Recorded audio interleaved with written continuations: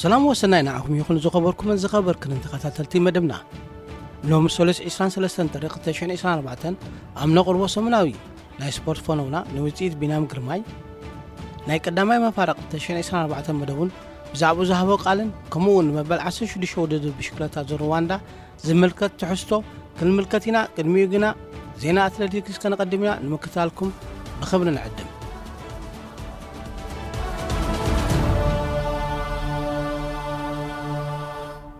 قدم إسرائيل تري أب حبرات منقصات أمريكا بستسالة شامبيون وددر قويا مرور يوستاف 10 كيلومتر إرتراويت أمريكاويت أتلت وين قالاتي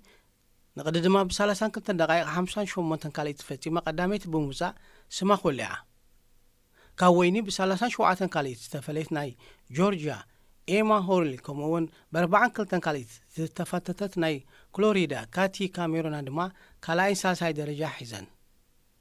والعشان شوعاتن عمت ويني قد محلو سمن بعسة 4 تري أب تماساسا لهاجر أو وددر فرق ماراثون أرماكو هوستون أب سكاير وددر رابع الدرجة بمحاس بلوت وزيتا مزجبان يرا بقدمة مال السنبت إسران حدن تري أب بلجيم أب سكايده مبل 8 وددر قويا مرور هانت دما إيرتراوي أتلت مرهوي مبرهاتو كالاي درجة بمحاس دميقو أب 9 كيلومتر رحقا زشفنا قدم روانداوي يا فيلين نمبوني بإسران شومتن دقيق إسران شعتن كاليتن قداماي درجة قحس كله ودي إسران عمت ولدو منسي مرهب مبراتو قا بزبي بحنت قاليت راي تبلتو كالاي درجة حيزو كان مرهب ب10 تقلت قاليت زد حارة بريطاناوي كيبت كاندل بوغونو ساساي ترتا تسريعو بمسارات مربب حبريثا بروسايكلين ثاتو أبغازات أسفيراتو زلا مرداتا تقداماي بشكلتا بالجماي ورلتونو تيم انترماشو وني إرتراوي بينام جرماي دحرز صباح حمس إسان 4 تنتر أب أستراليا أب كتما لون تبقيسو أب كتما تركاي أب زبتصح وددر كلاسيك سورف كوس كتصاوتيو رحقات نايز وددر 258.6 كيلومتر كوينو قرص مريت دما أفر لما مبقس زركب 4.3 ميثايت من قرار زلوو 9.3 كيلومتر زرقاتو عقبت قديفكا بملو نقم بعل بنام زعمو سولو كيلاتات مشي ستح قلقليو بنام بدحرزي بسورف كوست زفلت قددم سنبات إسان شومتن تري أبتا هاجر زكانا مبل شامناي قددم كلاسيك كادل إيفنت جريت أوشن كسلافيو أبزعلت قد مخلطت سمون أبا أستراليا أوددر كلاسيك داون أندر كالاي درجة حيزو أنتبارق عوز مزقبة أبال أمريكاوي وولر تور تيم ليدر تريك إرتراو ناتنايل تسفاتين أم مسرع قددم كوالا داريو أبزو وددر تقددمتي 275 كيلومتر زرقعتو قعزوخ شوفن يوم إذا أب كتما قلين لونج تبقيسو أب كتما زازم قددم نمو داتا كفالو 17 كيلومتر عقن زلو قينو تقددمتي نتسوريا 4 جزي خولو يوم شو متميز 30 مترو كابزو زوريا شوعات نتبي 100 من قرار زلو عقب سلازخونه توادرتي نزع عقب 4 ثوانات ابز حقرلو قال خباتهم ناي مهدان فتنه ككايدو زلعله تقولتات الله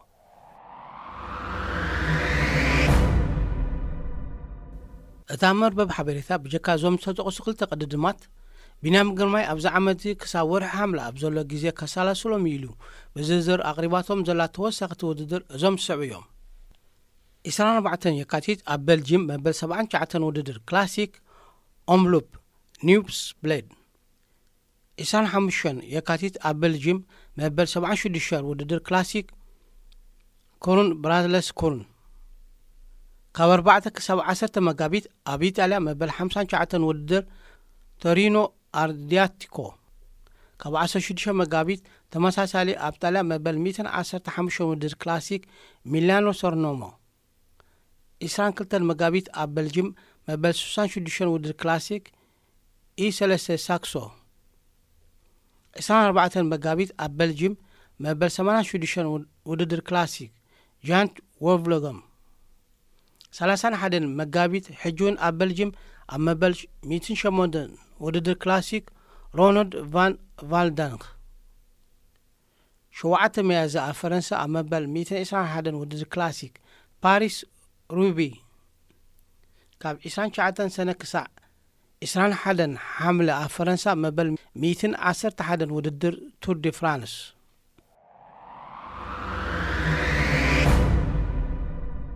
ካብ ሰሉስ 16 ሰንበት 21 ጥሪ ኣብ ኣውስትራልያ ክካየድ ኣብ ዝቐነየ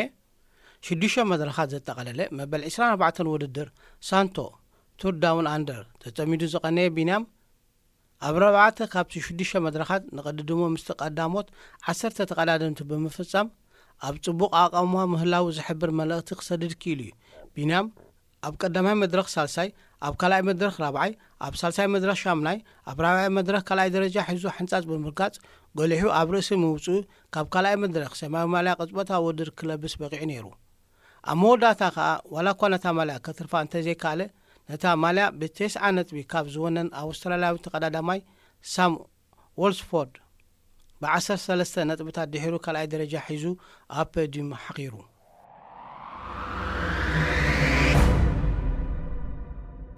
መርበብ ሓበሬታ ኢታሊ 24 ፕረስ ኒውስ ብቐዳም 20 ጥሪ ኣብ ገጻታ ከም ዘስፈረቶ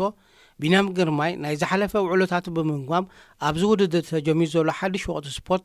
ዕዉት ንምዃን ብሓድሽ መንፈስ ነቒሉ ኣሎ። ንሱ ነዚ ኣመልኪቱ ኣብ ዝሃቦ ቃል ዓመተ 2023 ንዓይን ጋንታይን ዓባይ ናይ ትምህርቲ ዓመት እያ ነይራ። ኣብዛ ብድሕሪታ ብውልቂ ገለ ካብቲ ትፅቢት ወፃኢ ዝኾነ ዓበይቲ ዓውታት ዝጨበጥ ኩሉ ዓመት 2022 ስዒባ ዝመፀት ዓመት ኣነን ክለበይን ንኽንዓቢ ዕድል ረኺብና ኢና። ንኣብነት ኣነ ኣብ ቱር ዲ ፍራንስ ተኻፊለን ኣብ ህይወተይ ድማ ንፈለማ ግዜ ውድድር ግራንድ ቱር ብግቡእ ክዓመም ኪኢለ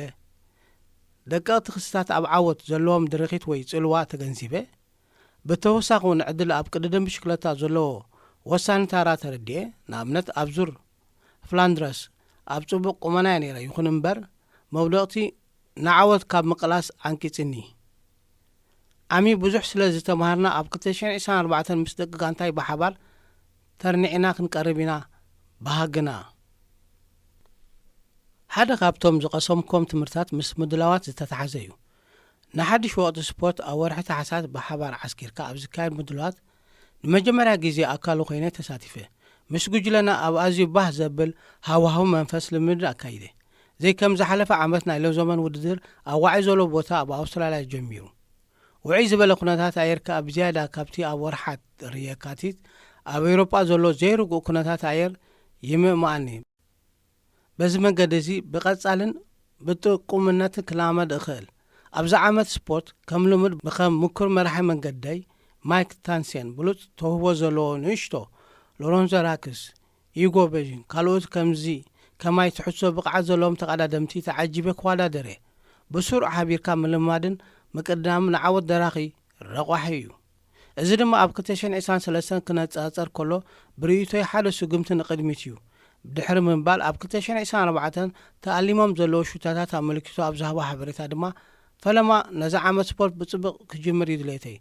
ብድሕሪኡ ኣብ ኣውስትራልያ ዝካየድ ቅድድም ነቲ ኣብ ኤውሮጳ ዘቕንዑ ውድድር ክላሲክ ንምድላው ምንታን ክጥዕመኒ ዝለዓለ ጽፍሒ ኣብ ዘለዎ ከተማ ኣስመራ ከይደ ንንውሕ ዝበለ እዋን ክለማመድ እየ።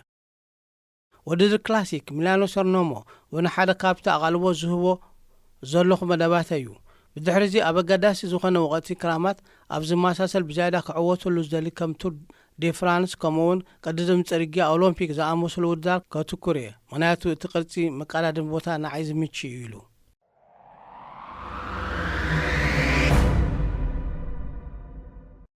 ኣብ 1988 ዓመተ ምህረት ከም ሃገራዊ ውድድር ዝጀመረ ካብ 2009 ዓመተ ምህረት እንዳሓር ድማ ብሓባር ቅድድም ብሽክለታ ዓለም ዩሳይ ኣፍልጦ ረኺቡ ሃገራዊ መልክዕ ዝሓዘ ዓመታዊ ብስሩዕ ዝካየድ ቅድድም ብሽክለታ ዙር ሩዋንዳ ካብ 18 ክሳብ 25 የካቲት ክሳለሰል እዩ። እዚ 18 ኪሎ ሜትር ብዝረሕቐቱ ቅድድም ክሮኖሜትር ጀሚሩ ን8 መድረኻት ዝቕጽል ውድድር ብሓፈሻ 740 ኪሎ ሜትር ክዕመም እዩ። ኣብዚ ንመበል 16 ግዜ ዝቃናዕ ዙር 6 ሃገራውያን ጋንታታት ኣንጋዲት ሃገር ሩዋንዳ፣ ኤርትራ፣ ኢትዮጵያ፣ ኣልጄርያ፣ ደቡብ ኣፍሪካን ሞሪሸስን ሓንቲ ንማእኸል መሰልጠኒ ቅድድም ብሽክለታ ዓለም እትውክል ጋንታ 4 ፕሮ ኮንቲነንታል ቲም እስራኤላዊት ፕሪምየር ቴክ፣ ፈረንሳዊት ቶታል ኤነርጂ፣ ኢጣልያዊት ካፖሊ ካሜታ፣ ቤልጂማዊት ቤንጎል WB፣ 9 ኮንቲነንታል ቲም ሩዋንዳ ጃቫ እንቨቲር፣ ማይስታርን ቤልጂማዊ ሶዳል ኩክስቴቭስ ዴቮ ካዛክስታዊት መጋቢት ጋንታ ኦስትሪያ ቤልጂማዊት መጋቢት ጋንታ ሎቶ ደስቲኒ ፈረንሳዊት መጋቢት ጋንታ ዲኤስኤም ፋየር ሚኒክ ፖስታል ፈረንሳዊት ኢኪፕ ግሩፕ ማ ፒኤፍዲጄ ጀርመናዊት ባይኬድ ከምኡውን ናይ ሕቡራት ኢማራት ዓረብ ኢማራት ገንዝ ብሓፈሻ 20 ጋንታታት ክሳተፋ እየን።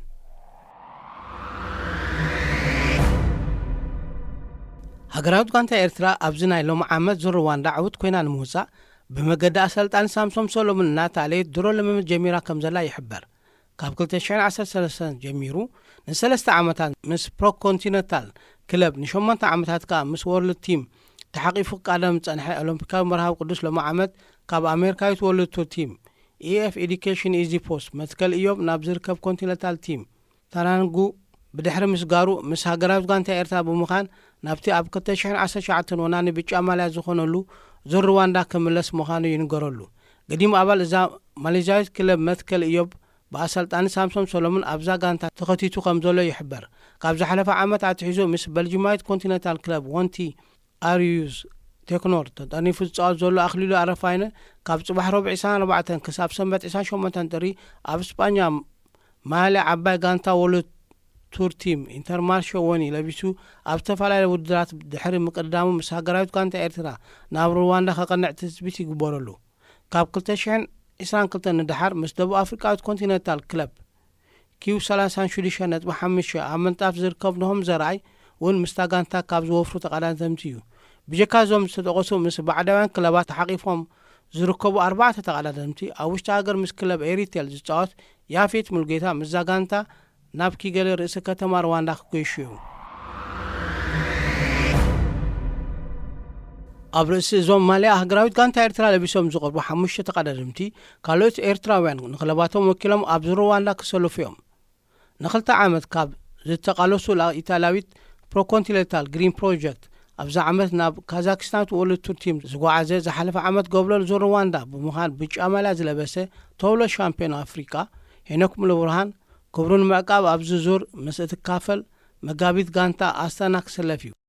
ኣብ ጀርመናዊት ኮንቲነንታል ቲም ባይኬድ 4 ዓመት ረጊፁ ዘሎ ዳዊት የማነ ንሳልሳይ እዋን ኣብ ዙር ሩዋንዳ ክቐርብ ዝዓበየ ተኽእሎ ኣሎ። ኣብ ዝሓለፈ ዓመት ኣብ ማእኸል መሰልጠኒ ቅድድም ብሽክለታ ዓለም ዩሲኣይ ትምህርቲ ናይ ምቕሳም ዕድል ዝረኸበ ሎሚ ዓመት ካብ ክለብ ኤሪተር ናብ ክለብ ባይኬድ ተፀንቢሮ ኣብ ጎኒ ወዲ ሃገሩ ዳዊት የማነ ናይ ምስላፍ ዕድል ዝረኸበ ወዲ 19 ዓመት ውሎ ተቐዳዳማይ ዩኤል ሃብታብ ኣብ መበገሲ መስመር ዙር ሩዋንዳ ክሰርዑ እዮም ካብ ዝበሃሉ ተቐዳደምቲ እዩ።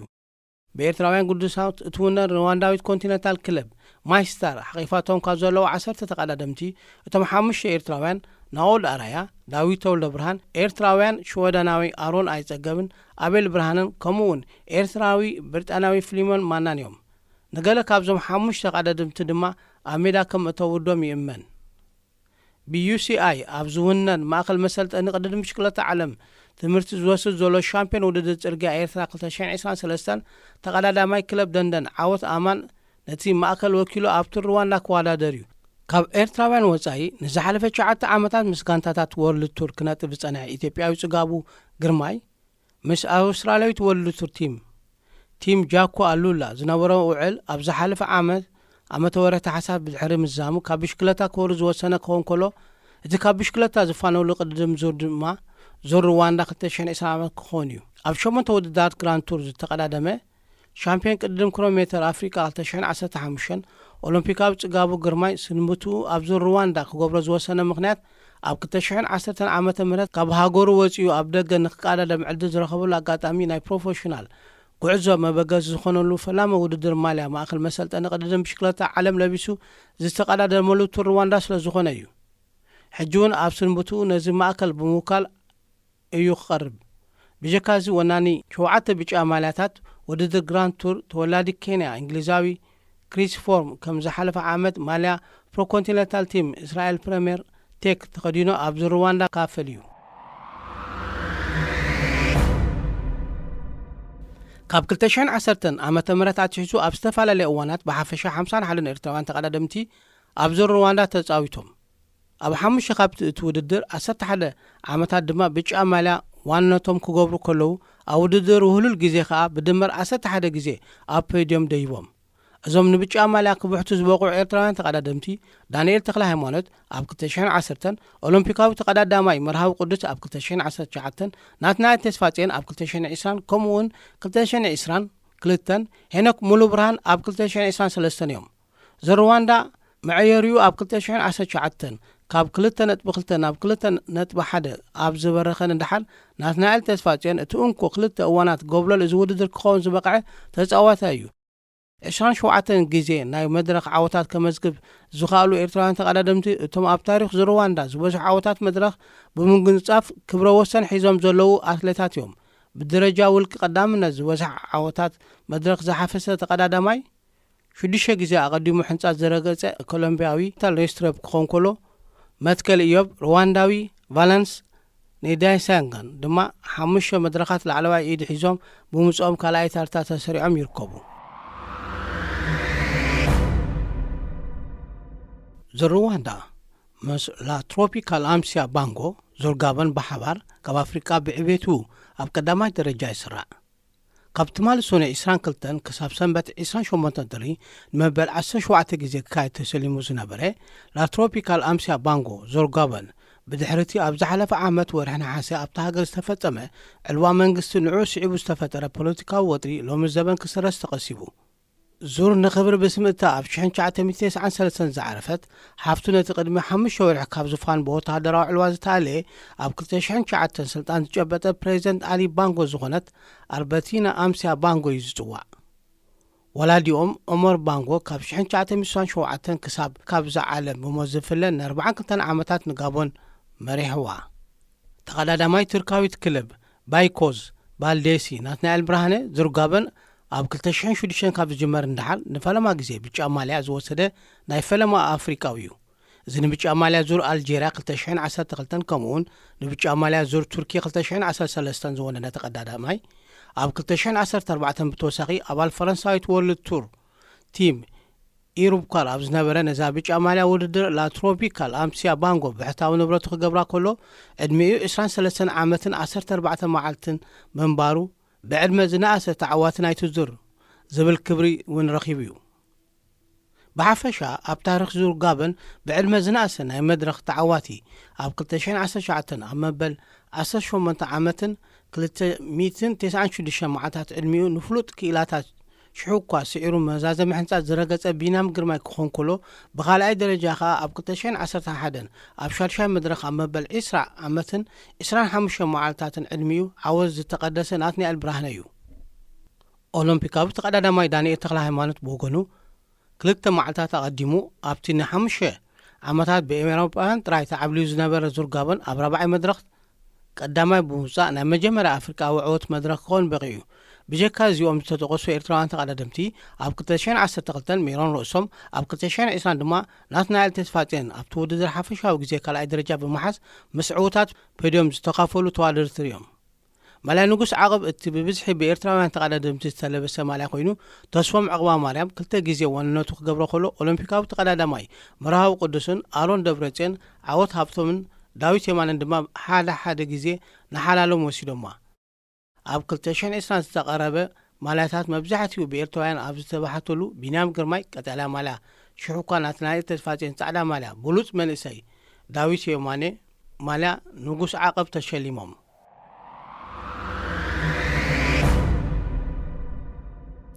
ዝኸበርኩምን ዝኸበርክንን ተኸታተልቲ ንሎሚ ሰሉስ ተዳልዩ ዝነበረ ሰሙናዊ መደብ ስፖርት ኣብ ዝተፈጺሙሎ ዝመጽእ ሰውን ብዝተፈላለየ ትሕዝቶ